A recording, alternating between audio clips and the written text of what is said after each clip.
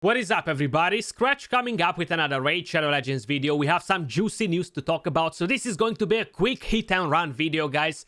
It's kind of concerning almost every single player that plays Raid Shadow Legends, or how JGeek says, Wait Shadow Legends. It's kind of like that way nowadays.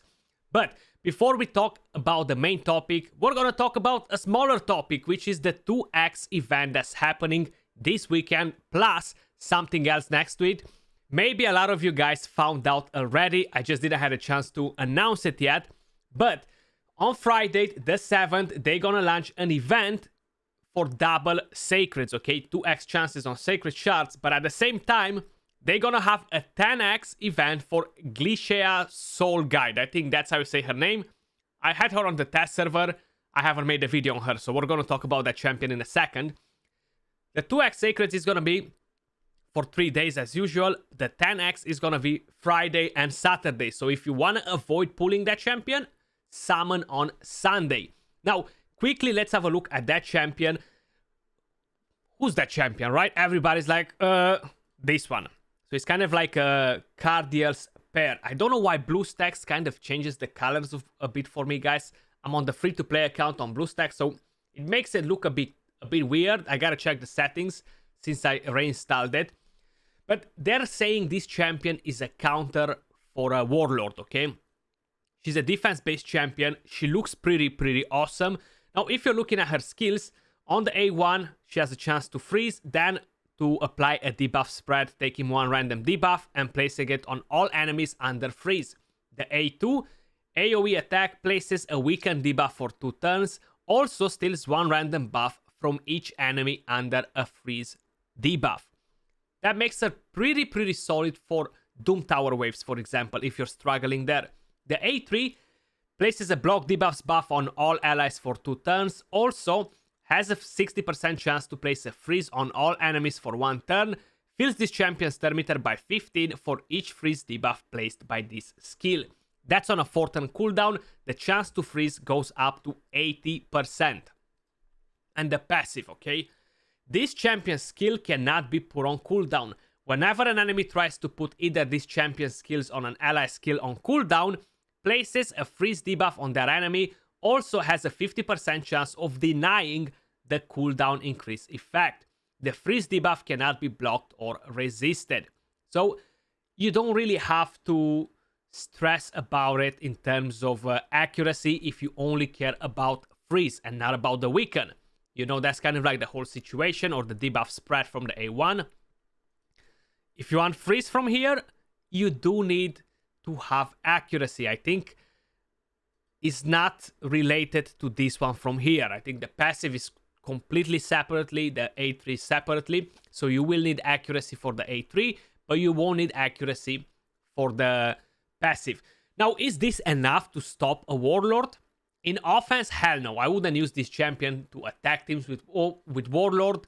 No matter what a big gambler I am, I still wouldn't trust her to do the job.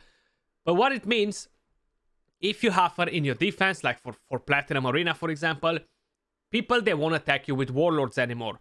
Some people, they attack with Warlords because they lock your entire team. Your entire team won't be able to do nothing after. But that's kind of like about it. You know, it's not like she's going to change your game against Warlords. In offense, she's definitely not amazing because it's too much RNG involved. And in defense, I don't know if I would trade a different slot to put her in just to have 2-3 people avoiding my defense with Warlords, but attacking me with a different thing. And then either I'm dropping an Ursaga or a Necrate, or I'm dropping a Reviver for her, which will make my team, I feel like, a bit not as good, you know? But hey, that's kind of like the situation with Glishea. I don't have her. I will probably open my sacreds during the 10x. I don't think will be the end of the world if I get her, since I don't have her. But I don't think he's a champion that you would want to follow, especially if you're not looking for arena. You know, she's decent. She's not like, wow. She looks awesome, though. Now, the next thing that I want to talk about with you guys, They're planning to open the Shadow King Crypt faction right after the upcoming update. Really soon. Okay, so that's probably next week or the week after, okay? Everyone that is planning to get a Lydia, jump on it. Do it. The faction war cycle will expand to 7 days as well. So that means that we're not going to have 3 factions open in the same day anymore.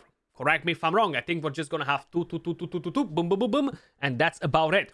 Now, one thing that I had people asking me before. Skratch, if I finish my faction wars and I kept my Lydia there to open it for Christmas next year to feel good that I got a legendary, what will happen then? Basically, you still completed the whole thing, but they gonna automatically claim that champion for you. So if you were saving her for faction wars, if you were saving her for a fusion to open her during a champion chase tournament, sorry, you gotta pull her before, guys, because they will automatically add the champion to your collection and you're not gonna get any sort of points for her.